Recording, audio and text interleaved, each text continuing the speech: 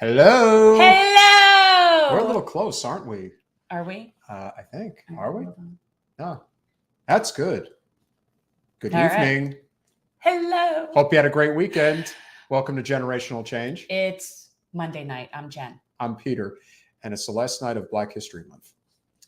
So I think we can both agree that the choice for the Supreme Court, there is not a lot of good things we can say about the president, but the right decision has been made. And Mr. Vandick, good to see you. I'm almost like hesitant to be happy about this yet.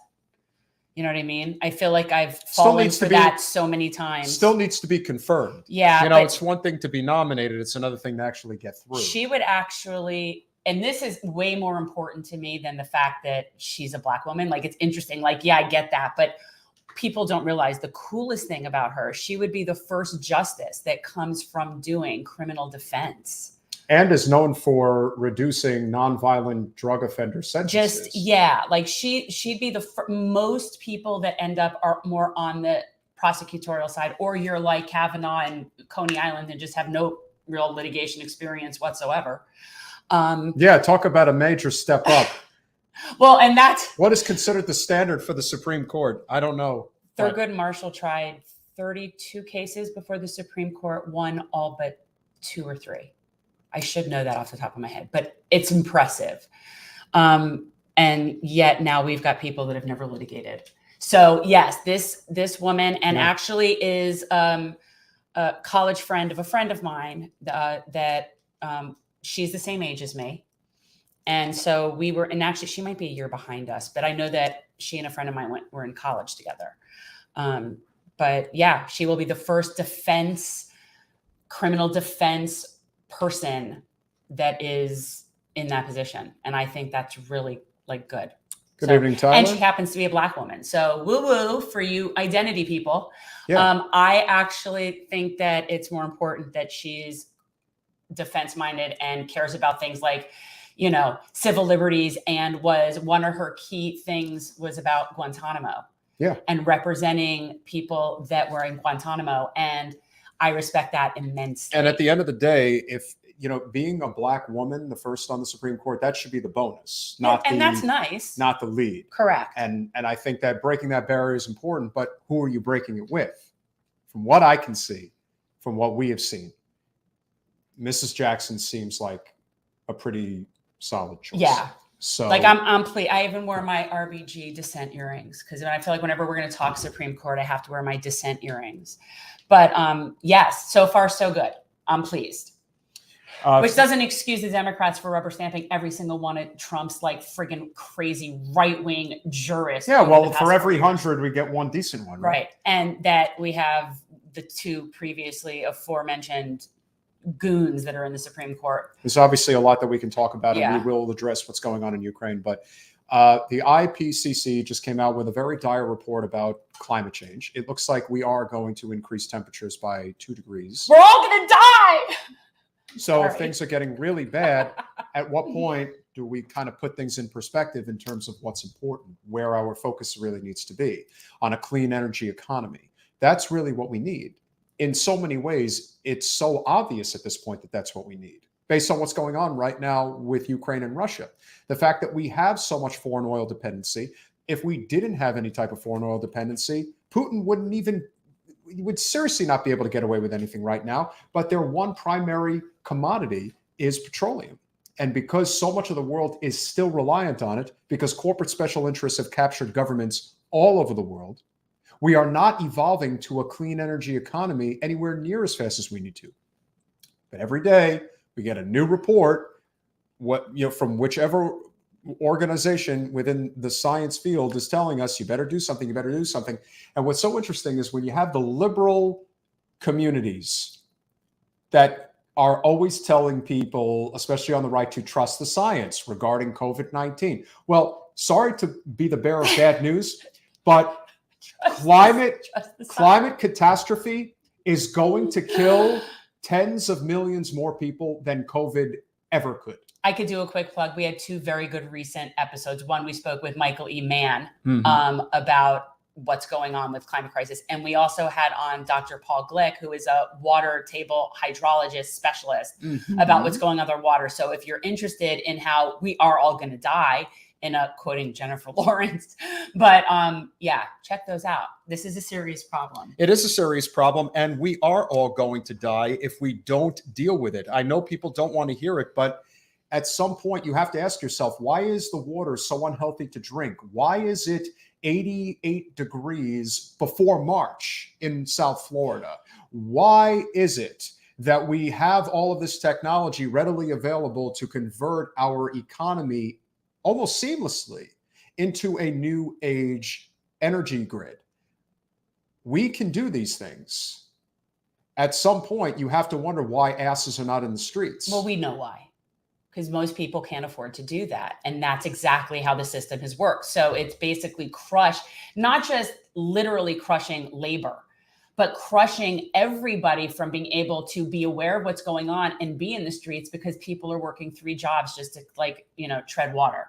That's how the fact that people can barely make ends meet, they don't have time to worry about protesting and stuff. They have to just keep going. They have to just keep, these are people just treading water. Yeah. And so that's why people are not in the street, because the system has beaten down our ability to have any sort of community network or support so that we can do that, which is what would be needed for a general strike. That's ultimately what we're talking about. I think that a general strike is probably not as far off as we would like it to be. The only problem is everyone is waiting for that leader, if you will, to just come out and say, okay, follow me, and this is what we're going to do. No, you need leaders everywhere. Well, leaders in the local community. That is one of those things, though. I do think the capability of a general strike will be dependent on the next couple of years, what happens with labor and the PRO Act and different things regarding that community, because it could be one way or it could be another way, depending on some of that, policy. So I don't know exactly what's going to happen with the idea of a general strike, if there is somebody to lead it. But the reality is, unless there is a support network, people need to be able to afford to not work.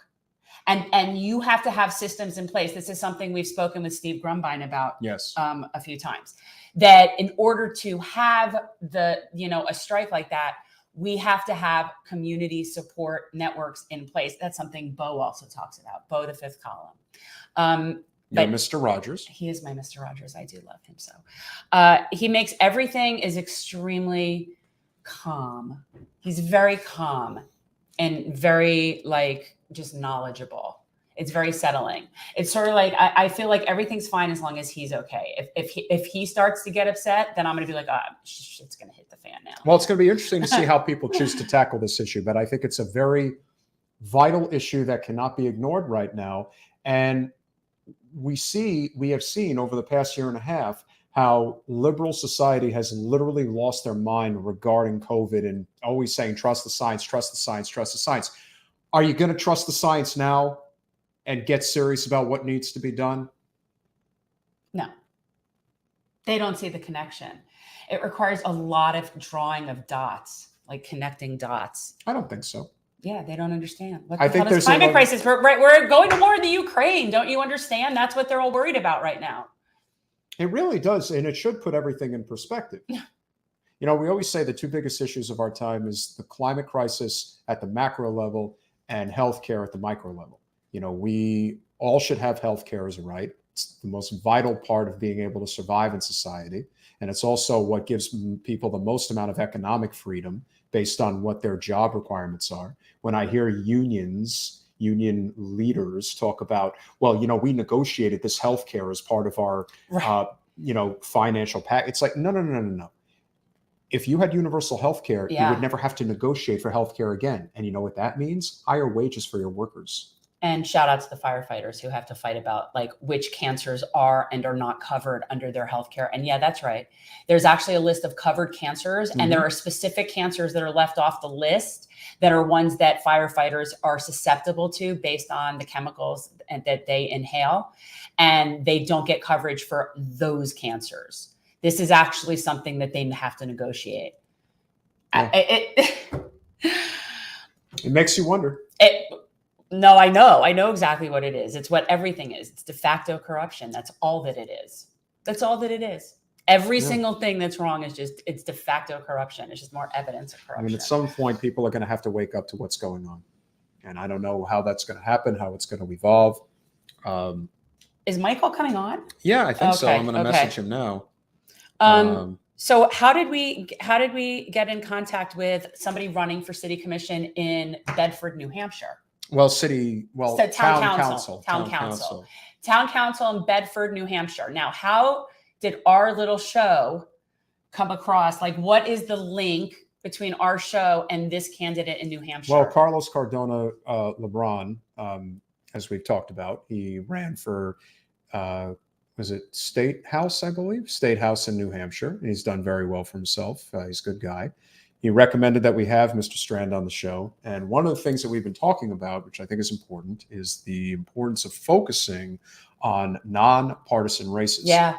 And there are three particular places that you can focus on nonpartisan races. One is city council, two is county commission, and three is school board. You do not have to affiliate with any of these political parties, which to me is vital for success. And attention, third parties, take note. Yeah, that's how it's done. And that is more than anything else, the evolution that people in the third party movement must recognize right now. There is no infrastructure for a third party, but there is an infrastructure for people who don't want to run in the two-party duopoly. And that conversation is going to happen right now with a gentleman by the name of Michael Strand, who is running for town council. And you're going to have to tell me the link. How is it we're connected with the guy in Bedford, New Hampshire? Didn't I just say it? What are you talking about? I said Mike Carlos. Yes, but there was another link that you had told me about. You said he's from down here. Oh, actually, he's got Florida connection. He's got New Jersey connection. He's got a lot of good stuff. That's what I was talking about. But he is running for a seat that doesn't require you to be in one of the two major parties. How about that? It actually can be done. Michael Strand, welcome to Generational Change. Hey, guys. Good evening. Hi, how are you? So I'm doing well. Right off the Appreciate bat, you having me. Sorry for the slight delay. I had to get the right side to make sure you can message me in this not often at home Zoom setup. But being in New Hampshire right now, I will tell you that. Yeah, the connection is a little squirrely. I don't know if that's a question of the video or the audio being on a slight delay. Is there any way to possibly adjust it in any way? Or you're not getting a great connection is what it is. Yeah, let me see. Can you guys give me 1 second here? Yeah, absolutely. Yeah. Take your time. You can go and come back. If you have to. Yeah. Okay. Is it any better now or no lag? Seems a little bit better. I mean, you're clearer. The audio is clearer. Okay, that's a start. Unfortunately, the elephant in the room for New Hampshire is terrible cell and and broadband access throughout the state. So that is an issue here. I don't doubt. Interesting. Very interesting. Yeah. You would think a state like New Hampshire that wouldn't be an issue, but hey, you learn something new every day. So, Michael, please share with us a little bit about the seat that you're running for and the importance of local politics that in the non-corporate movement seems to be something that isn't getting the proper amount of attention if we're really trying to change the way things are done here in this country. Do a banner. Sure. Well, we're in a unique state where, libertarian and progressive politics tend to dominate. And, I think in local races, in a perfect world, including the one, that I'm running for, we would be able to get past some of the partisan stuff.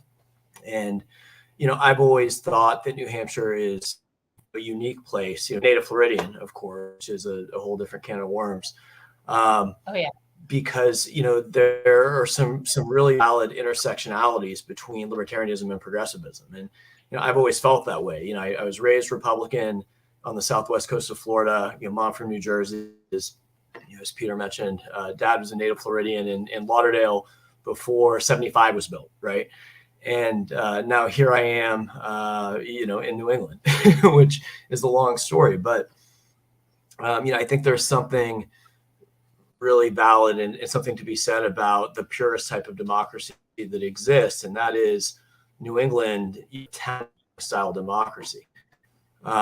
So, it's if you would have asked me that a month ago, I would not have been able to tell you about what's required to participate in that, which is hammering signs into, granite frozen ground in February. But, I think there are wins to be had. And, as someone who struggles with this and has for a long time, I've always leaned liberal, but, through a pandemic, through, school board debates at this point, censorship conversations that we're having, the rollback of women's rights in New Hampshire by a libertarian right that claims to be protecting freedom is baffling to me. So, I'm trying to find areas where we can actually talk and leave the politics at the door and leave the egos at the door. And, green energy is one of them, for a perfect example. If we agree on, the left and right, that we maybe can't trust the federal government in terms of regulations that change like the wind. And, we can't trust our state government, certainly not in this state, to facilitate, move towards sustainable, energy and the future for our kids. That's why I was a little delayed. I have an 8-year-old who is very happy with you guys right now that she has to stay up later during vacation week. But, solar energy is a local first solution. So we're having that conversation in this town right now. What does it mean to have return on investment when you're looking at a town budget? And, these things can pay for themselves in tiers. And we actually have more local freedom and autonomy, than we would otherwise. So, I think that's where we're at. I'm not going to claim that there's a cure-all in terms of local politics providing, some avenue for a third party. But I think we have to live in the world that we're in, at least for now. Yeah. I mean, we always stress local is really where you can make the most difference. Local is where you can actually be on offense for the first time, as in Florida, especially, we have this problem like Tallahassee.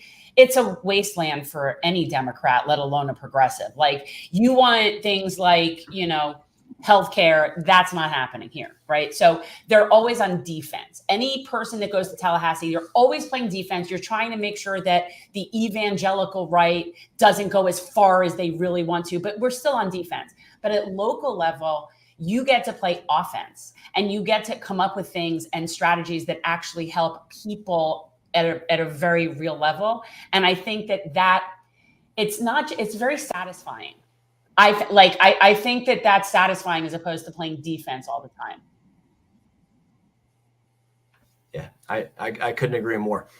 And, I think that's where we lose something is, when we're so stuck, and unfortunately, whether we should take this opportunity to pick on the establishment Democratic, not, certainly I don't think I need to highlight where there have been both successes and failures in the state that I'm sitting in right now.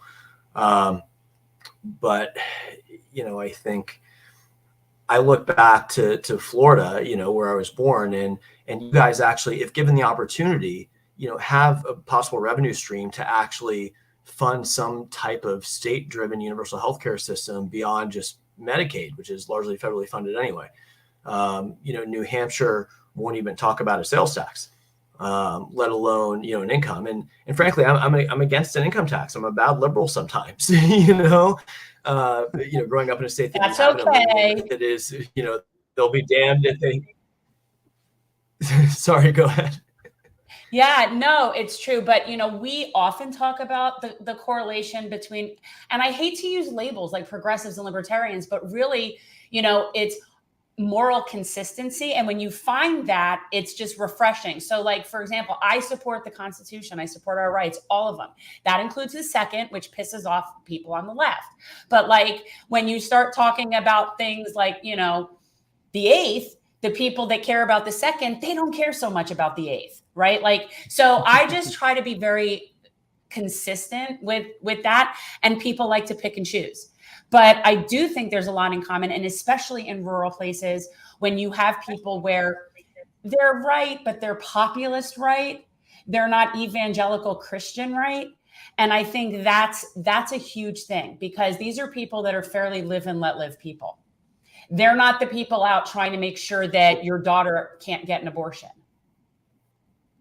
Yeah. Well, there's no moral continuity, more, certainly not on the right. And, and again, I was raised conservative. We forget that, the first progressive was Teddy Roosevelt. The Republican Party was liberal under Lincoln. Some of the first environmentalists under Teddy, although he was also a big game hunter, so we'd have to forgive him or not. But it's not so simple, I think, is my message, some of the time. And, I guess I wish we could have these conversations. And, I had one the other day. I actually was calling a woman who is a Republican in the town where I live. And she's moderate, and she's got a good person. She's got good common sense. She did a lot for public education. She's a believer in education, not trying to defund it and, reallocate, resources to religious organizations that aren't paying taxes anyway, which, that's I ended up calling the wrong person. She had a shared number with a person who is a Republican state rep in Bedford. We had a long conversation. She shared with me that because I think I had tweeted once upon a time that, the city of Portsmouth was trying to vie for some level of local control in terms of not having guns in schools or having some gun-free zones, right? And she said, that she had seen some message that part of the reason I was running was to ban guns in Bedford from a council level. And it's sort of like, number one, that's not even how it works, Number two, we had an actual real conversation. She's a Republican from California, and I'm a Democrat from Florida, and we're either really good company or really bad company. But I've always been frankly against, a registry. As a kid raised by a Florida redneck dad who was a hunter, I had a rifle behind the backseat of my truck at one point. I've never owned handguns because my mom was utterly against them. But, against a register in hand, not for handguns on the other. The Constitution is pretty straightforward, when it comes to the Second Amendment. You can't really regulate possession, or you're not supposed to, but there could be loopholes. But you certainly can regulate sales, right? And this is where, I was open with her about my opinions, and I think she appreciated it. I said that the right has gone too far in saying that the Second Amendment means you can't regulate sale. We have a long precedent history. You can regulate sales of anything in this country. And that's something that would be viable and constitutional that we're not even allowed to talk about, now. Because they're all about bans and mandates. These are people that like to legislate out of fear, and they tend to make policy decisions based on their feelings. And when you do that, that's not necessarily using reason and facts. And bans don't work. Even banning assault weapons won't work. And it's just not, it doesn't solve the issue, and that ship sailed. So I think bans don't work, and I don't think mandates work. I think, this is where I get very libertarian. What in U.S. history would tell you that bans and mandates don't work? Right. I can't imagine. And I think that this is the intersection between progressives and libertarians that we talk about on our podcast constantly. We are friends with Andrew Yang, and one of the things that we pointed out, that he pointed out specifically on our show, is that when it comes to progressives, we can agree, he said, on 20 issues, but if the 21st issue is incorrect, then that's it. You're basically excommunicated, if you will. You're canceled.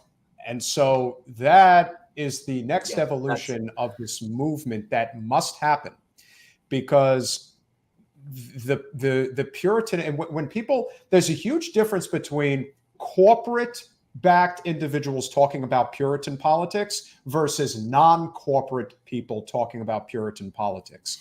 People who are corporate that talk about Puritan politics are doing it for a career motive, whereas people who are doing it that are non-corporate are seeing the forest through the trees. That's what we see. We recognize that progressives and libertarians in particular have a lot in common politically, even if they differ on a number of economic issues. But civil liberties, war, even healthcare, there are a lot of similarities that are there, and we have to work with them. That's why New Hampshire is such an interesting state, because it is a combination of rugged progressivism, but also traditional libertarianism. It's the Granite State. It's a state that is regarded as being one of the best run in the United States. And I think because of the fact that there is this healthy relationship between the progressive and libertarian factions, that is why a lot of positive things usually come from New Hampshire. So from your perspective, and we talk about this a lot, there are a lot of people who are just completely fed up with the two-party duopoly. They don't want anything to do with it anymore. They are tired of this red-blue divide, left-right divide, whatever you want to call it. The idea of running for local races that are nonpartisan, I think, could attract a lot of attention in the overall non-corporate movement. How do you see that? I'm mixed right now. So I will say that I came into this race in good faith, knowing that when I have one-on-one conversations with people, as often as I get to, we tend to agree on far more than we don't, and I, call me, maybe naive or too much, of an idealist, but, I tend to think that human beings agree on upwards of 80, potentially even 90% when it comes to fundamental values. We really allow, vested interests and self-interested people who have a lot of power and money to make sure we get in our own way. I would agree with that, and I appreciate the love for New Hampshire, but I think the one thing that needs to be acknowledged, in this state is that we do have a very corporatocratic, unfortunately Democratic Party, at the federal delegative level, and that's not going to make me any friends if anybody watches this. But I'll say it anyway. And on the right, unfortunately, you have a lot of these libertarian-oriented organizations, from Fruits to others, are actually, they're Koch brothers founded. The first group who was monitoring my Twitter account was Americans for Prosperity. When I threw my name in the hat. So I'm battling, to ensure I can cut through the noise and actually have real conversations with people and go, listen, I got involved in Democratic politics first. And, now I want to put my name on a ballot. And it's not because I have some self-interest or agenda, even in local first politics. And unfortunately, not everybody is willing to believe that. But, I think when you tend to be unfiltered and tell the truth to a fault, people come around, even if it's slowly but surely. You get more quality people, and you get people that will respect you and that will be more inclined to actually not just support you, but kind of join your mission. You don't just have people that are, it builds a bigger movement when you do it that way, when you're just authentic and organic. And I have to say, I have never been to New Hampshire. However, I am going to be there for the first time in August. So yeah, so that's kind of exciting. Really? I've never been. Yes, I am. So I'm very excited about that. But maybe you'll go lend a hand with Michael's campaign. Well, when is your we got to get together then if we have the so in literally a week. So Tuesday, March 8th. Okay, so and we're how on the can home people stretch? help? That's for sure. How can people help you right now? Yeah, I mean, honestly, it's, if I could clone myself times 10, so I could knock on more doors and talk to more voters, that'd be the best way. So any cloning technology, please send it away. We can set it up in my apartment. Beyond that, it's, I hate to talk money because, we, whatever, or non-progressives, whatever the hell you want to call it. So, we hate it, but it's real. I've mostly self-funded this thing. I'm trying to get a mailer out to combat, a mailer that I understand is going out from a couple organizations that claim to be nonpartisan and are the furthest thing from it. So that's happening this week. So, if you're willing, I'd love to give you, it's a PayPal link because it's a local race, but Sure. if you're willing to throw that out there, I would not say no. Yeah, no, we'll put it up. What you do? Go for it. What is it? Yeah, I can. Let me send it to you right now because it's a lot of Yeah, We'll jumbled. put it up. send it in the chat. Words Yeah, of guys, encouragement. these are the kinds of races that really are going to make people's lives better when you start supporting local races. Like, we can all sit here and argue about the fact as to whether or not it'll be Trump or DeSantis, or whether it'll be Manchurian candidate Pete for the Dems, and really we can expect. But for most people, their lives, it doesn't really matter as to any of those people because the corporations are still in charge. So what we can do at a local level is actually have people that are trying to make our lives better. So, and the more it happens in other places, the more it might happen near you. I mean, we're all the way at the tip of the flaccid penis of the country, and we're like not getting it anytime soon. No. So, but in other places, it can happen.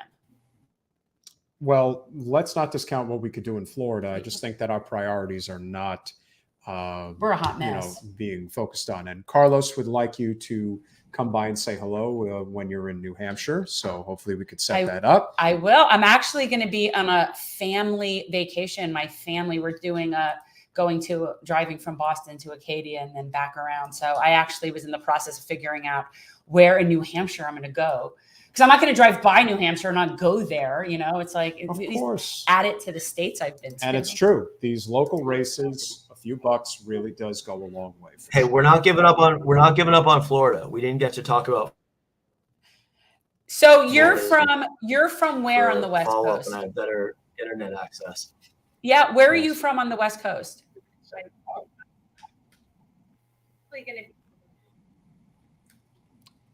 Oh, now you don't have audio. I think the audio's kicking out. Yeah. See if there might be. I grew up in Sarasota. Oh, there. Okay. I grew up in Sarasota, and side note, one of these days we have to figure out how to displace. Oh, did we lose it? No, we can hear you. We can hear you. Go. Yeah.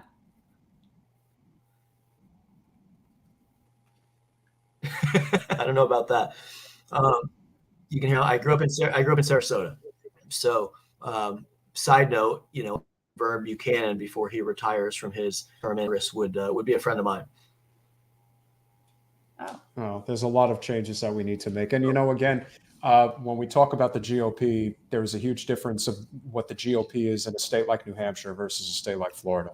And that is something that I think people really need to understand when it comes to politics. This is still a deep South state. And, we just, with some of the recent legislation that we've seen, you want to talk about some of those people that really do make it difficult to evolve. It is a problem. But Michael, if you have that PayPal, if we could put up for you, if you want to just, okay, I see it. You just texted it. Yeah, he texted it to you. Let me see. Sorry about that, guys. I'm not a believer in my connection right now to try and. No, it's okay. It's all good. We're going to put this up so people can help you out. Yeah. Actually, if you're Michael, are you able to put that in the chat? You can put it in the chat. Post it in the comment, and we'll put it right up. So I was trying to do that, but the second that I open another window, lose my audio, I think is what happened before. It sounds terrible. We've actually been fighting over this internet issue in this entire Senate district for about 5 years, and they turn down federally sometimes because apparently we are unwilling to take money from the federal government even when a public-private partnership match happens. So that's a whole different can of worms, but. Carlos, if you can put that in the chat, because I can't read it out. If you could do that for us, that would be huge, and we will put that up, as soon as you can. It is a PayPal link. I can't read it out fully. So, with that said, I think that it's immensely important that we do focus on these local races. We start building this foundation at the local level that is ultimately going to be what makes the difference in the long run. If we have any hope of taking back our country from the clutches of corporate special interest control over our government, because that is what we face. And hell, we even face it locally, which is obviously a big deal But Michael, we're obviously very grateful you came on this evening. We certainly look forward to continuing this conversation. Sorry the internet connection's been tough, but we definitely got the good audio, and that'll also go up on Spotify and Apple, the Apple podcast as well. And definitely check them out. If you can throw Michael a few bucks, it would obviously be a huge help. And we appreciate you coming on this evening. It was nice to meet you. Yeah, I appreciate you guys' patience, by the way. So let's do this again. Usually I Zoom from my office. If we didn't do too badly, I'd love to talk. And we got to talk more about Florida, especially South Florida. Okay. All right. Well, we'll have you back. Good luck next week. Yes, absolutely. Thank you very much. I will need it. I think it's going to be really close, but we're putting the work in, and I'm really interested to see what the outcome is. Awesome. Absolutely, Michael. Have a great evening, and we will be in touch. Bye. All right. Take care. You guys too. Thanks. Our pleasure. So needless to say, our focus, as we've talked about, really needs to come to these local spots because they are neglected, and he really hasn't raised much money. See, that would be a great candidate for our PAC to support. We're actually having a PAC, and I've talked about this. And it's and really the goal is going to be one of the things we like is the idea of nonpartisan races around the country and just supporting people that are, representing their communities. Guys, please smash that like button and share this live stream. Obviously, we are just getting started. And in a few minutes, we're going to have Owen Higgins, journalist most of you probably know. We're going to be talking about what's going on in Ukraine. And he had the opportunity to chat with a recent friend of the show, Sam Sachs, about what is really, really going on. But again, most of this is kind of irrelevant when you think about what the IPCC is saying about the environment. We have to recognize that there are these circumstances that.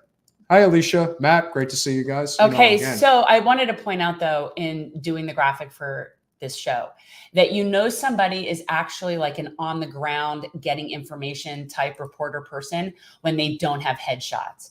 And it's the same thing like when I do the graphics for Bo. Bo has no headshots. There's no headshots of Bo. Even when he was doing field reporting, there's no headshots. No, of course. Right. So it's just like those are always the hardest people to do a graphic of. They don't, Anyway, that was something that I noticed. Oh, I think that, he wears his sunglasses at night or during the day or something. That was there was the only picture of him without sunglasses. It would have been where the top of the head is cut off, which I hate when photographers do that because for people who use the pictures, it's not good. We want to let you guys know what's coming up on Wednesday. Obviously, a very good friend of the show returning once again for the third time, I believe. Tom Hartman is coming on. What is he coming on to talk about, Jen? The hidden history of Big Brother. I kid you not. This stuff is nightmare inducing. It really is. Of all the Tom Hartman, we've had hidden history of oligarchy. We've had hidden history of healthcare. It's a whole series. I highly recommend it. It's very user-friendly. It's very like bits of history mixed in with what's happening now and why it's happening now based on history. It's really good.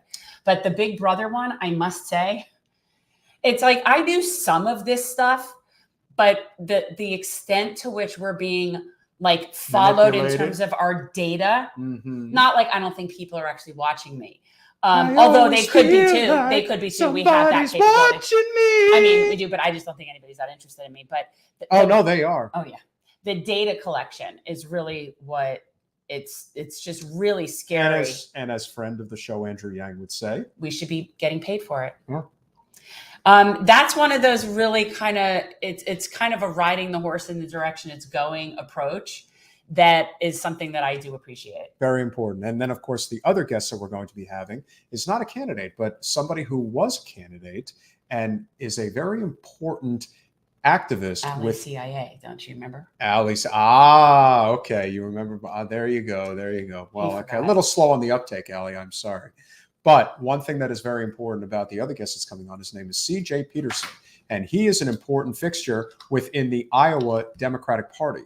And Iowa's all kinds of important and messed up. Like Iowa's caucusing states, it's a whole different animal. And since we're talking about what the IPCC has said about the environment, the Iowa Democratic Party refused to take a vote on banning fracking in the state of Iowa.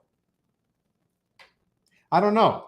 I would say that that's a pretty serious issue not to be taking up on, wouldn't you say?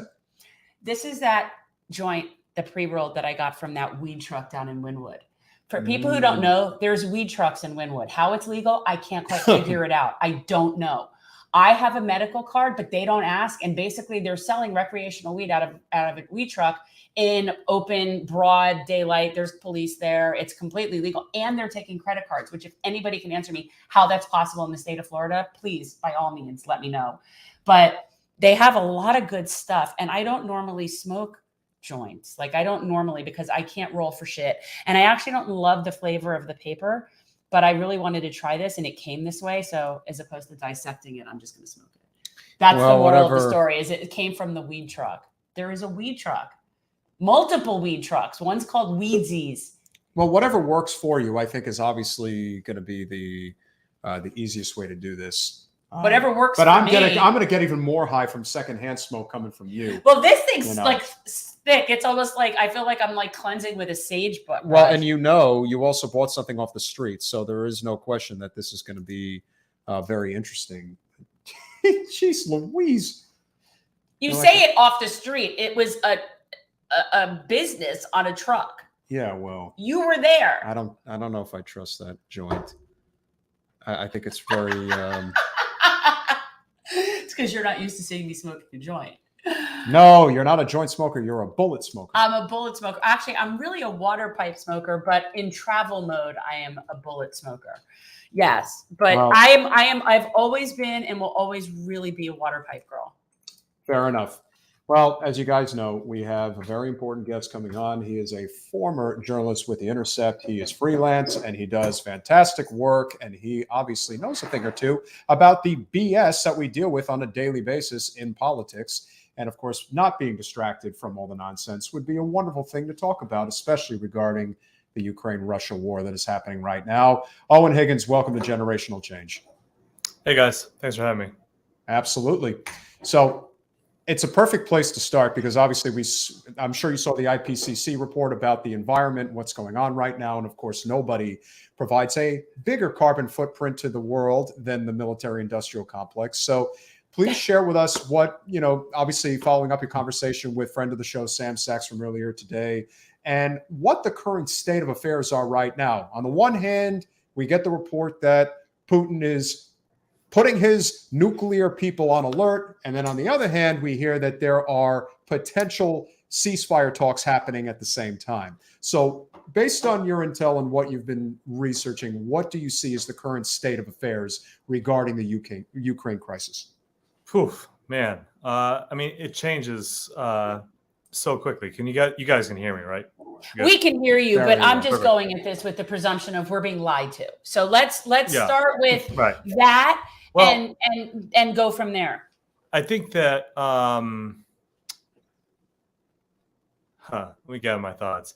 I think that if you look at it in context, this is the result of decades of tension between Russia and the West.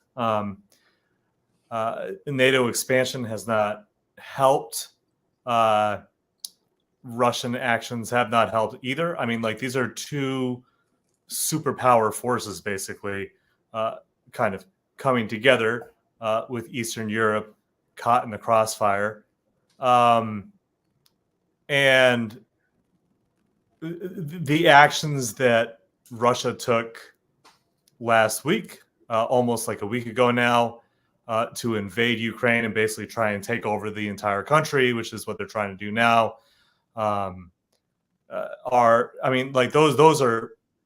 That's a huge escalation of an already really tense situation. So I don't know.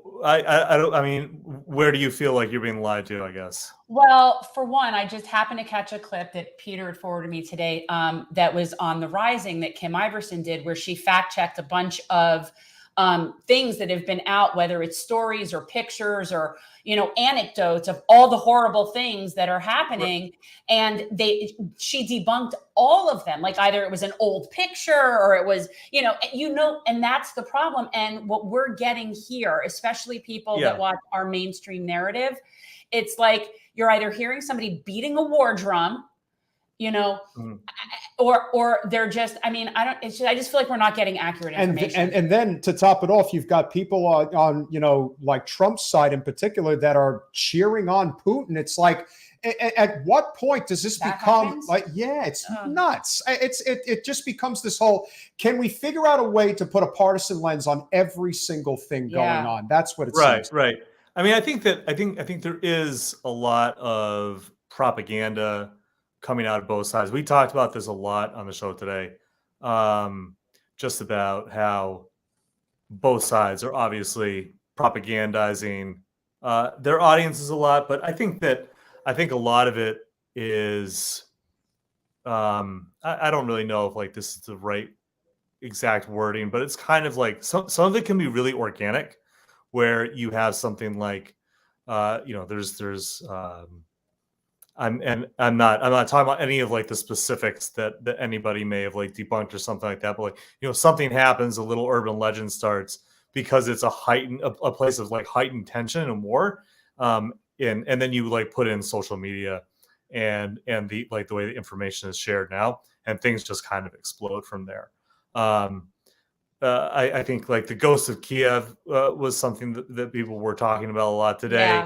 That looks like the Snake Island thing looks like it's not true. Snake Island looks like it's just like that was just straight up manufactured propaganda. Don't know by who, but it was certainly taken advantage of, obviously, by the Ukrainian government, who I think at this point need any attention that they can get. I mean, they need to keep the world's attention on them. So they're obviously going to but like propaganda takes other forms too. Like there's like Zelensky doing his video where he's like standing outside of the building with like his ministers, and that's of course not like a lie. Like he is there, but that's a very effective propaganda technique to show that he is still there. So I think that there's a lot of that going on. Like obviously in Russia, people are still being told that it's just like a limited peacekeeping operation that is being done in Donetsk. So there's a lot of misinformation spreading around. But as far as like the basic facts of the conflict are really not in question, right? Like this is Russia invaded Ukraine. They are trying to basically just decapitate the entire state, essentially, and what their end goal is a little difficult to really know, but obviously they don't want the government that is in power right now to be in power, and they want something more friendly, whether it's something where they are, then in power. They're just completely in control, or if it's just like a puppet state. But either way, I mean, that's what they're going for, and that's really, I think, the real issue that we need to be kind of like that. Those are the facts. What you're being lied to about, like there's a lot of propaganda, but the basic facts I don't think are really in dispute. My biggest issue with this is really not to do whataboutism, because I do think it's not okay for somebody to invade a nation. Like that's not okay to do that. I'm opposed to it. But I kind of feel like, where do we get off?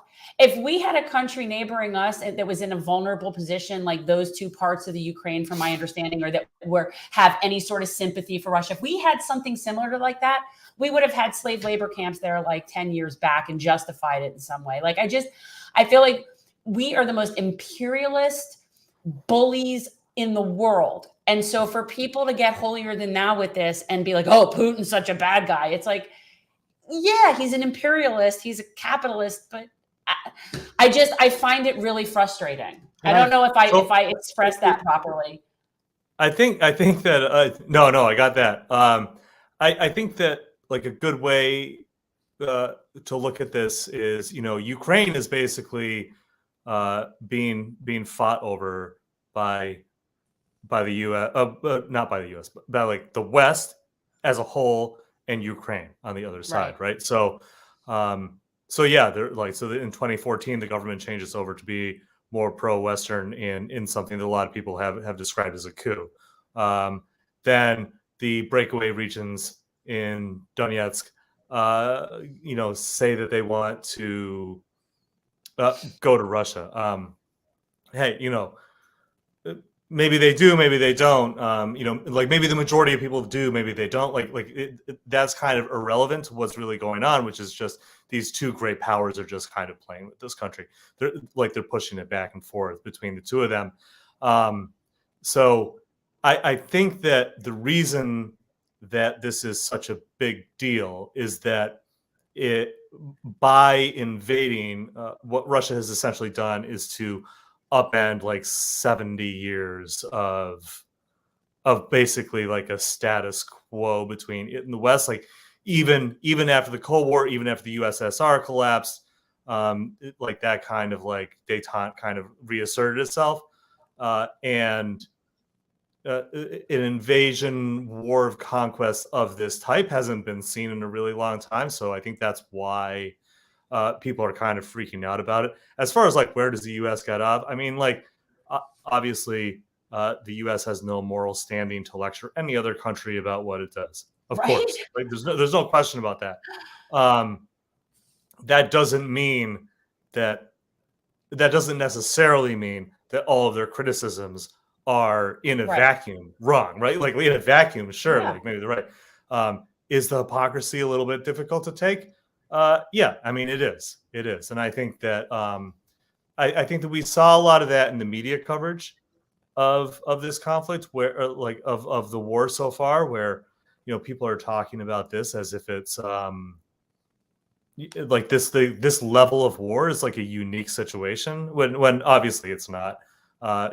Many other parts of the world go through the same thing. As far as like the actual reality of violence, it's not particularly unique. What is unique about it is the like geopolitical kind of ramifications of it, if that makes sense.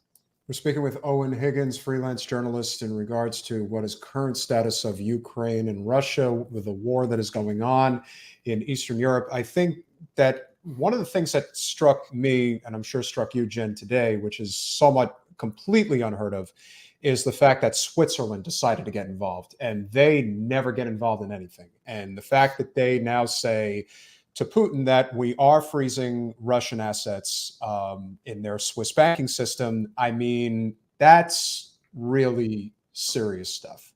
And what I worry about, and what I think, Jen, you would agree with, is Putin is a madman. And he is somebody who, if you squeeze him too tight, you have to wonder, how far is he willing to go? I think that that's a question when you think about economic sanctions regarding Russia right now, and of course the looming issue of where does China fit into this. What do you see happening regarding economic sanctions? Do you see that as being the end game, that eventually it will just become too overwhelming for Russia to deal with, that they'll have to back off? What do you see? Well, I think the reason that Switzerland got involved again is what I was referring to by this kind of like just upending of the established order for decades, right? Like I think that is the major reason for Switzerland getting involved, because they just want to like just stop this shit now before things get any worse, or the war expands. I think that's kind of I'm sure that there are a lot of elements of Russian government and society that also want that. We've seen a lot of oligarchical members of society there, and members of the government who are like speaking out against war, which is not like something that you would normally see there. So I think that's the reason for that. As far as Putin being a madman, I mean, he's acting irrational, certainly, in some ways. I mean, he's certainly making like a lot of big threats. does that mean that he's so insane that he's going to start launching nukes? I don't know. I was certainly a lot more worried about the situation over there as far as like nuclear weapons went probably like 24 hours ago. Then yeah, I would agree with this comment. Yeah, I mean, that's the thing. Why are they their a economy threat? is crashing. Their economy is crashing, and they're doing this intentionally. As far as debating the efficacy or morality of sanctions is a separate question, but the economic war that is going on is having like a serious effect. So, I mean, I don't know, like what I don't really know what the end game is here at this point for Putin. Yeah. I think, like you were saying, a friend of your show, a friend of my show, Sam Sachs, definitely said, I thought this was really sharp. He said today that we need to have off ramps for people here, because we need to establish a way for Putin and for Russia to Both sides to de-escalate. Yeah, in a way that's not humiliating. And anyone who thinks that this war is like done and he doesn't have a chance to win it, I mean, look, Russia could flatten Ukraine if they wanted to. Like, there's no question about that. They have one of the most powerful militaries on the planet. It would be over very quickly if they really wanted to use their full force, which they have not done yet. Like, if they want to just use their full force, they would just roll Ukraine. I mean, it'd be over very, very quickly, and with probably hundreds of thousands or millions of deaths. Obviously, they don't want to do that for a number of reasons. Probably, I think domestically it would be a disaster to kill that many people who have family in Russia. Internationally, it'd be a disaster because they'd be pariahs for decades. But they could. So they're unless they want to disengage, there's just really no way that they would lose the war. So what you really want to do is you want to find a way to de-escalate and make it so that it doesn't get more intense, if that makes sense. I think that's a great point, and I think that to me, more than anything else, as an objective observer, because I can't stand the partisan nonsense regarding this. The way that you have one side, particularly on the Democratic side, that want to blow as much smoke up Biden's ass as they possibly can, and then you have people on the other side who are trying to make it seem like Trump knows everything. It's like, no, I don't need any of that crap, and neither should anybody be paying attention to that aspect of what's going on. What is important to recognize, as you just pointed out, is what is the off-ramp exit that Sam Saxon alluded to? Because the only way this is really going to de-escalate is if Putin can save face in some way, shape, or form. If that is not on the table, then I could see this getting a lot worse. And I almost feel like it's a kicking of the hornet's nest type thing when people are constantly trying to dunk on Putin. It's like, that's really not smart. I really don't think that that's going to win you more friends. I think it's only going to make this thing more. This is such a tenuous situation that we really don't know what's going to come of it. He's the dark triad. He has definitely, we've talked about the dark triad traits in leaders, and he definitely exhibits the dark triad of traits. It's narcissism, Machiavellianism, and psychopathy. But what I think is a great place to transition to, Owen, is, you probably saw, this just came out a few hours ago, about the IPCC report about the devastating effects of climate change, just how much worse this is going to get. I would think right now. Can I just say just one more thing just about the off ramp, which is just a good comparison for people in the US to make to this is, long after it was clear that the US had lost the Iraq war, multiple times they were asked to leave by the Iraqis. Multiple times there was an off ramp to end the war, and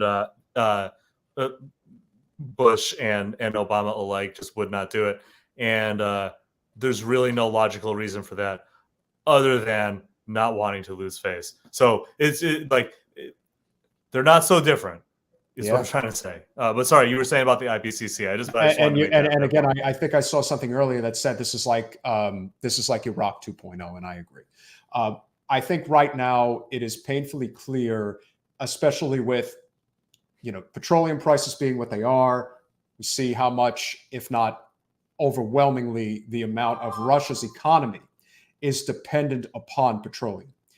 And right now, we know that the military-industrial complex creates the biggest carbon footprint by far. Yep. If we're ever going to have this sort of aha moment as a collective world, not just a collective nation, I would think right now is the time to really be hammering home the need to transition to a clean energy economy for a multitude of reasons, not the least of which is if you want to end this BS that's going on and avert any of these sort of disasters going forward, that would be one thing. And then, of course, on the other end, you also have the economic benefits of doing it. And then if that's not enough, all we've been hearing for the last year and a half especially from the liberal class is trust the science, trust the science, trust the science. Well, the science is telling you right now that if you think COVID's bad, this is 10 times worse, and you better wake up to it because we're kind of running out of time. And so I'm thinking if there ever was a moment for us to really focus on the environmental movement and the vitality of it at this time, I would think would be right now. How do you see it? Well, hello, dog. First of all, she's a little needy. I'm sorry, it's Lulu. She's a little needy. No, she's great. She's great. She's great.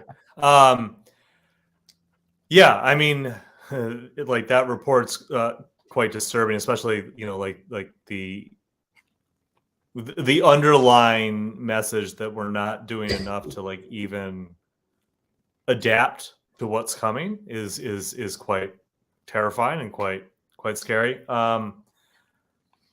But I mean, it's difficult at this stage, talking about what we were just talking about, to like see the military industrial complex reducing at all at this point. I mean, like this is going to put us on a new Cold War footing where we're just going to be stuck. Well, by we, I mean the people, not the governments. The governments could obviously choose not to do this, but the people are going to be stuck just in this state of kind of ambient conflict for the foreseeable future now. I mean, I don't know, like it's like that like proverb, like may you live in interesting times. I mean, like, it's like we have like possible World War III, a pandemic, and then this, the climate crisis just getting worse and worse. As far as like the ruling party is not going to do anything about it. The Democrats have no interest in actually dealing with this, or not enough of them do. The GOP is going to take the House and probably the Senate in 2022, unless there's some sort of democratic miracle. So then you have, which like, so Right and word, they're miracle. they're not particularly sympathetic to the climate crisis, the GOP. So that's like that's not going to happen. So we're looking at another wasted 4 years, and then God only knows what happens in 2024. So I hate to like blackpill the conversation here, but it's kind of like, yeah, like the IPCC report sucks.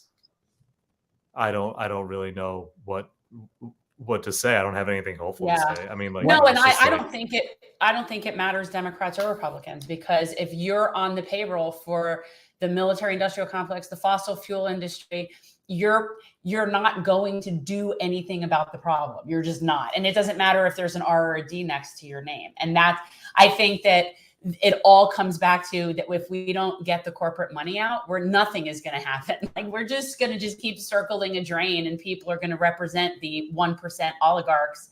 And we're all just going to basically sit here and go down with the ship. And literally we will in Florida. Literally we're going to be underwater here. Yeah. You guys are in trouble for sure. I mean, like it's very flat. It was underwater like within geologically a pretty short period of time ago, right? I mean, it shouldn't be a place. Like actually what happened is everything south of Lake Okeechobee used to just be Everglades. It was all continuous rushing water through like the reeds, right? Like just think. And people came in and thought, oh, we could live here. It looks good. And they dredged it and built man-made canals and built up the land and filled it in with soil that plants don't really like because it's not anything real. Like this is why things don't, it's really interesting when you see how Mother Nature is eventually going to decide that she's done with us and be like, yeah, bye-bye. And everything south of Lake Okeechobee will once again be water running through the reeds. That's what I think. Yeah, well, I mean,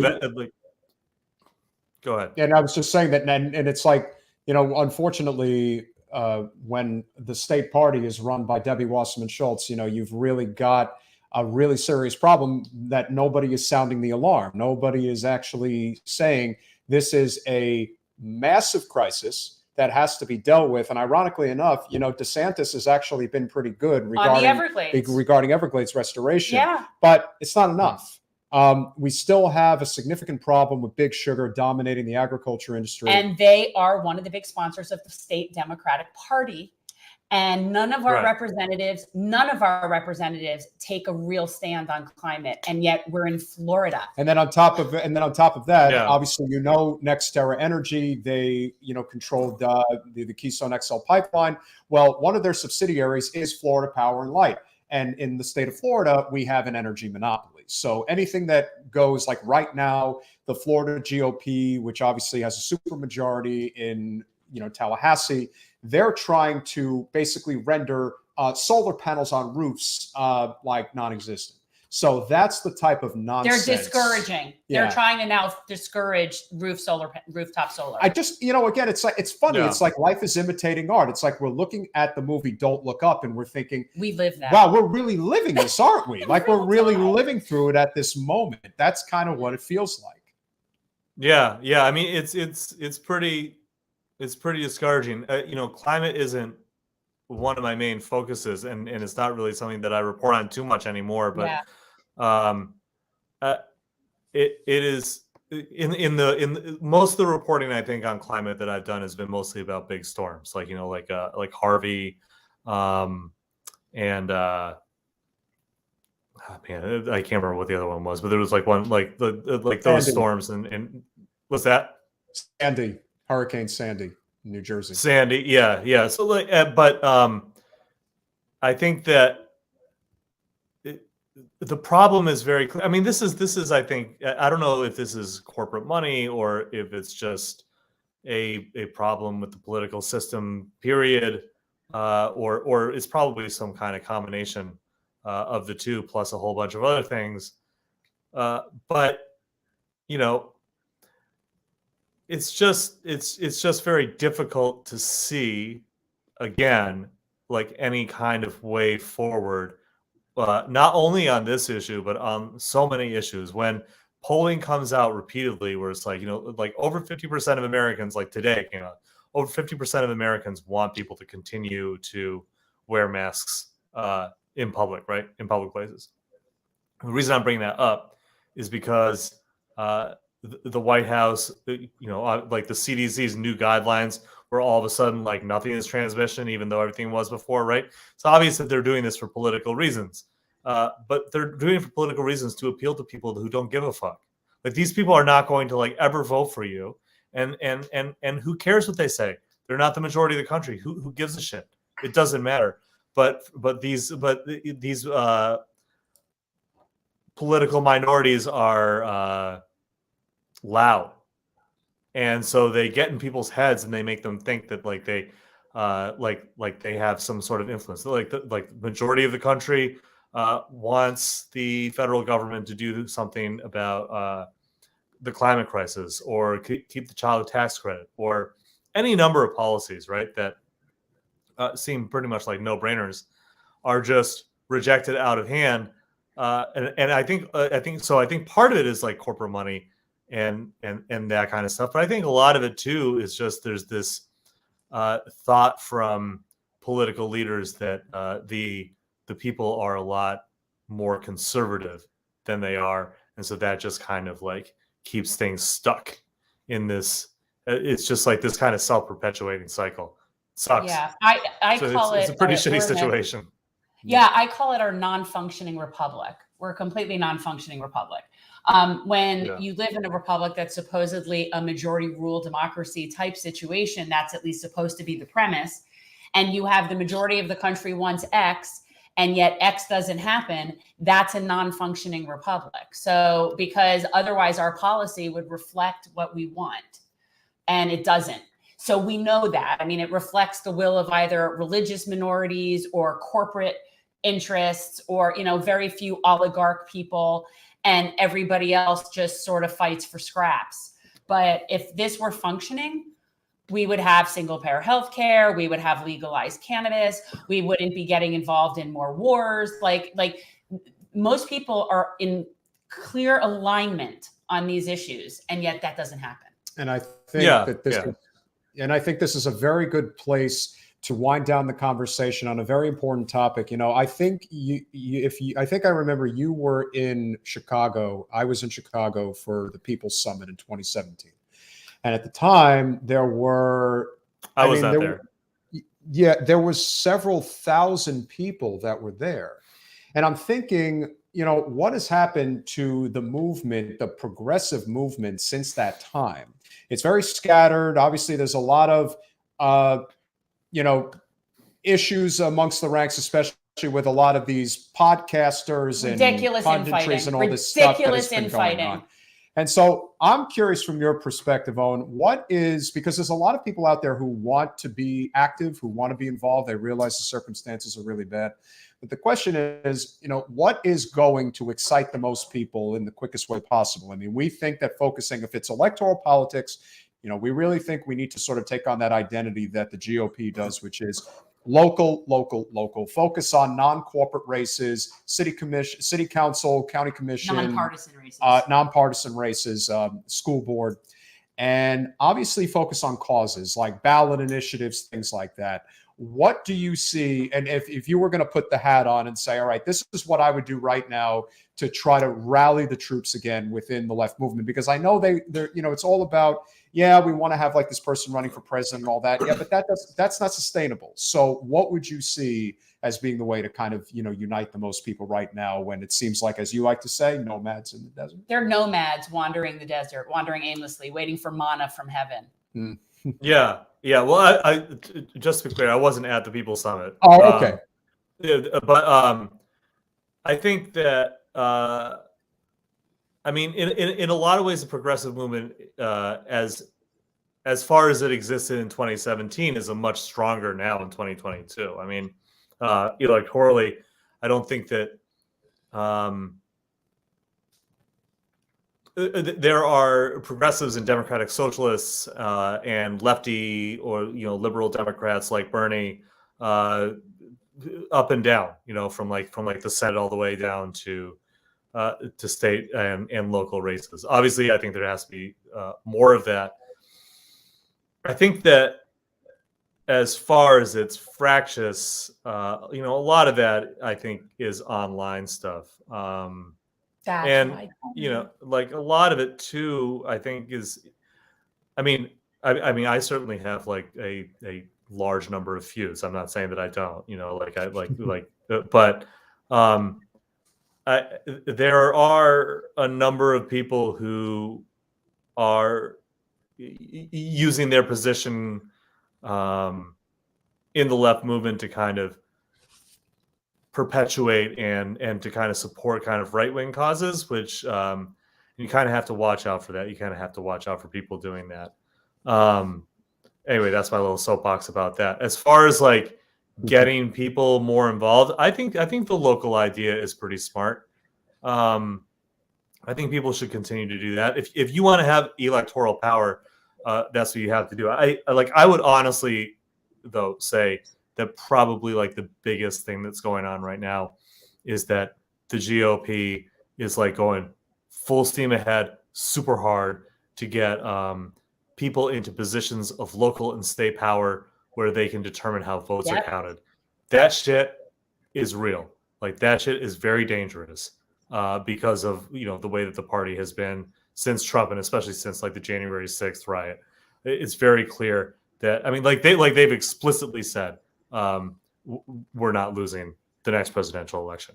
And like, they're not saying like, we're not going to lose it. They're just saying we're not going to lose it. If you And understand I feel what I'm like, saying there. yeah, and the Democrats, at least for us, like state and local, they have no plan to do anything about this. Oh yeah, right? Like no. they're fairly they're complacent. They're fairly They're fucking complacent. garbage. They have been. Yeah.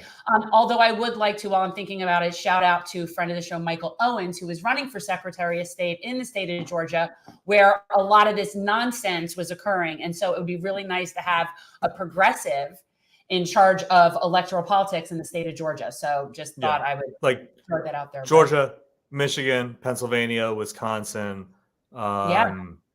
Texas, Arizona, North Carolina. I mean, like these are the states that they're pushing that for. I would say that it's really important to,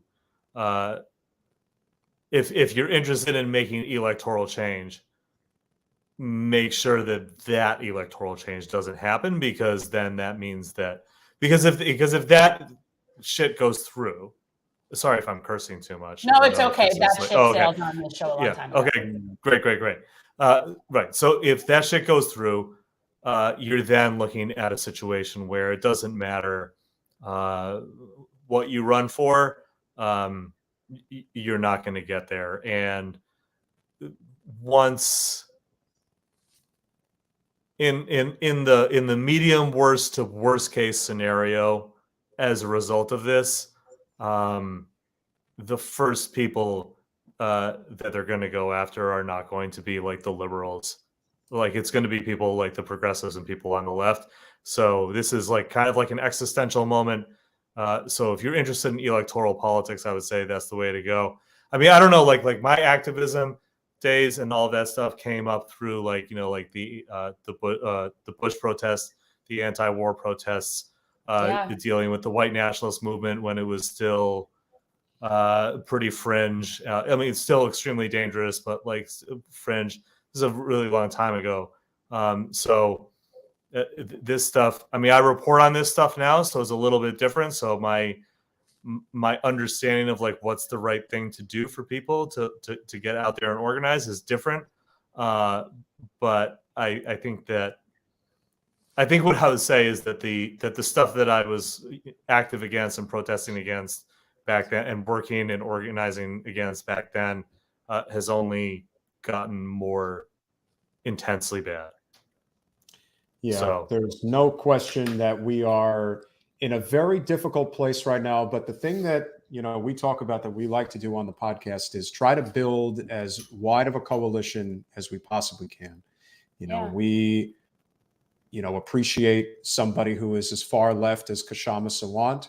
We appreciate somebody who is more moderate, even libertarian, like an Andrew Yang. The way we see it. We had Colonel Maness on the show last week. He's our furthest right guest that we've had. But you'd be shocked at how much of an agreement there was on major issues. Yes. Because the truth is, we're really not that different.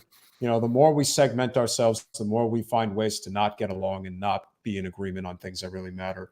And right now, more than ever, I think having these conversations are immensely important, especially because journalism is a dying industry, as you know. And we need to support it in a way that, you know, appreciates what real... It's not a dying industry. What he means is that it's not getting any support and it's not getting any financial love, and it is not able to be self-sustaining in a manner that we would like it to be. That's what he means. Not true that there investigative journalism. Right. Not that it doesn't exist. Yes. But that we're just not getting access to it and it's not being financed. That's what he means. Yeah, it's subscribe to my Substack. It's certainly evolving. And what is that Substack? Yeah, let's so we can put put that it up. Yeah. Yeah, EoinHiggins.substack.com. But I think that what we're looking at as far as like journalism is like, it's not so much that it's dying, is that the old modes are dying and the new modes are still being born, and like these are like the birthing pains of basically that going on. And that may go on for a little while. That's a very good point. You know, like, because look, it's been like 20, 30 years. That's a longish time, but like if you look at it from like a historical context, it's not really that long. Very, very Yeah, good. no, and I just want to remind people, support people that are really trying to investigate information. It's really important because the people that you're probably watching on TV, like people that watch mainstream media, those are not people that are gathering information. Those are For the stenographers, most part, yeah. right? Like that's not. For the So most it's part. really important to know at least that, support the people that are trying to get the real information. That's for sure. Oh, and is there anything that you're working on right now that you want anybody to know about? Guys, obviously subscribe to his Substack. It's free. So, and if you want to support his work, you can obviously contribute financially, I would assume. Yep. Owen, Yeah, please, there's yeah, some of them are paywalled, like the more like in-depth stuff is paywall, but a lot of it is free. What am I working on right now? I'm working with Bolts Magazine on a piece about progressive DA in Boston, or the now departed progressive DA and her replacement. I'm working on a comic book related story actually for Polygon. That's way outside of my normal thing. But that's a lot of fun that we're doing. Why are you pointing at me? Your husband's It's my husband, but it's you. Comic books. I'm not a comic book It's guy. comic books and trading cards. So it's kind of like a little history thing. Nice. And as far as the newsletter, I'm always looking for stories. If you're watching this or listening to this, and you have any story that you think that I should be checking out, please let me know. I have a pretty big story coming about what life is like for trans people in Britain. That's probably like the big thing that I have coming up. But honestly, like right now, it is mostly just all Ukraine all the time. On Wednesday, I'm going to be talking to a historian of nuclear power and also a member of Global Zero, which is the group that is devoted to like zeroing down nuclear weapons. And it's just going to be a big talk about nukes and nuclear war, because not only is that something I think we should be talking about right now, but some of the things that I've seen some of these people write have kind of like walked me back from the cliff a little bit. And so I'm hoping that like we can, because I don't know about you guys, but like Saturday, Sunday, I was bugging out. Like I was extremely stressed. That's unfortunate. I know a lot of people that feel like that get like that in this. I just feel like we've been through this before in so many different ways. Like it's just so hard to, I don't know. I just feel like it's such posturing and it's just a whole bunch of rich people playing Stratego. And all I'm thinking about is that there's moms just trying to keep their kids alive in places like Russia and the Ukraine, just like there are here. And it's very hard for me to find any sort of like animosity or opinion other than like that this is only going to hurt innocent people. Like that's right. But the thing about Stratego is though that if you like hit the wrong piece, you blow up. Yeah. It's true. That's so fair. Like it's a little, I don't know. I tend to like catastrophize. I kind of like, like I just, my brain just spins into things and like imagines like worst case scenarios. But anyway, but where that's can people catch that interview? Is that on your Substack? No, that's going to be on my Call-In podcast. It's the Flashpoint podcast. If you just go to my Twitter account, both my newsletter and the podcast are right there, so you can just subscribe to it's the Flashpoint. That's both of the Flashpoint. And that's at EOI _ at EOIN HIGGINS _ Okay, so one more time. The Twitter handle is EOIN HIGGINS _ Yeah. On Twitter. Yeah, guys, follow him, guys, if you're not already. Obviously, this is sort of the real world. This is a podcast, and we're having I would think, a fruitful conversation. And hopefully we can have it again. I think we are, like I said, we need to be cross-pollinating. We love to cross-pollinate. Owen, thank you so much. Excellent work, guys. Subscribe to his Substack, support his work if you can. And we certainly hope to be chatting with you again soon, brother. Thanks, Owen. Absolutely. Thanks a lot, guys. Appreciate it. Have a great evening. Bye. Bye-bye. I'd like to think that one of the things that we offer is like a glimpse into different, like more specific things. So like somebody now who's watching this can then go watch further and learn more about that by following him. Right.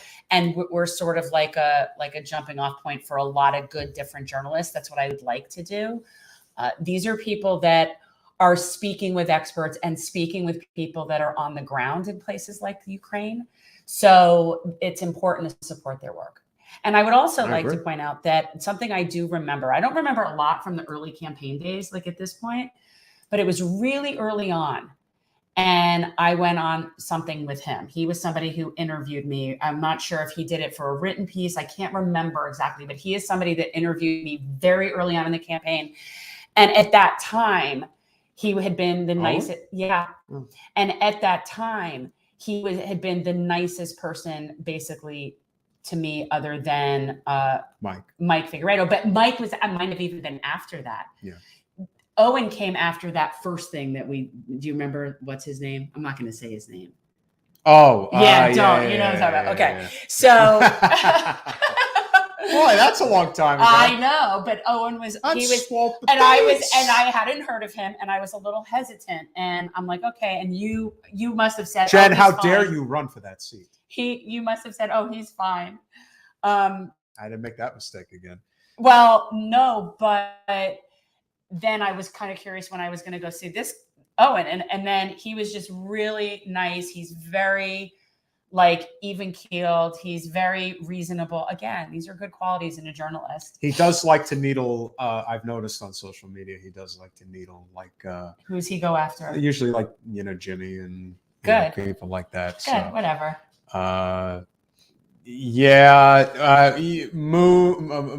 Mona, you wouldn't. We can't say the person's name. It's not a big. Oh, no. It's somebody nobody would even know of. I think that there's like one person that follows this person. Yeah, there was basically somebody who spent nobody would even know. This is like one of her the first person to interview Jen was Jordan Charity. Yes. That's Jordan was my first interview. where she announced her campaign, and I thought it was appropriate. Jordan's a friend, and so that was important. But then a local guy, almost like right afterwards, this guy who we will not name interviewed Jen and basically spent the entire time talking about why are you running for Tim Canova's seat? That I was somehow interfering with the great Tim. Oh my God. He was like a complete Tim sycophant. But anyway, yeah. So yeah, it is nobody that anybody would know of, but it was just kind of funny. And so then one of my soon interviews after that was with Owen. And I don't know how or why or whatever you connected it, but he was really nice. And I remember thinking, oh, that's nice. Somebody could be nice. I mean, Jordan excluded. I was, Yes. And with that said, we really appreciate you guys. We're going to have obviously a very huge show on. Yes. So so that's somebody who follows Owen. Yes. Again, cross-pollination is a really important thing, guys. I agree. You guys got to put these petty, stupid differences aside. It's really old, people. It's really, really old. So. What did I do with that? Yeah, here it is. So with that said, we will see what you do we guys have coming up? on we Wednesday. Said that. Okay. CJ Peterson from the Iowa Democrats. Very important conversation about banning fracking in the state of Iowa, now more than ever in lieu of this IPCC report about the climate crisis. It is immensely important that we have that conversation. And if that's not enough, we've got a really special this pleases me because I like him. Yes, I like him so much. Jen has, I think Jen and Harvey K have this. I just think is it a Jewish thing? I don't know, but he's, you know what it is? He's like, I think when I think of him, I think of people like I think of Paul Wellstone. Like he's one of these like just real good guys, like just wants to teach the right things. He's a socialist. Like I don't know. So I just dig him. So on Wednesday, we will have CJ Peterson from the Iowa Democrats and then Tom Hartman to come on talking about the history of Big Brother. People, I'm telling you, bring your Xanax to that one. Next Monday, we are going to have a mini panel, which will be a lot of fun. Harvey K is returning, only this time he's bringing Alan Minsky to the show. And that's going to be a very interesting conversation that we are very much looking forward to having. So we hope you guys have enjoyed the show. Jen's getting high, and I'm getting high as a result because I feel like I have to use this because otherwise it won't get used. Fair enough. That's a good excuse to puff, right? So with that said, I mean, it's from the weed truck. We did the show in an hour and a half. I love it. Let's keep it at that. I think that's a right amount of time. Not too much, not too little. We'll see you guys on Wednesday.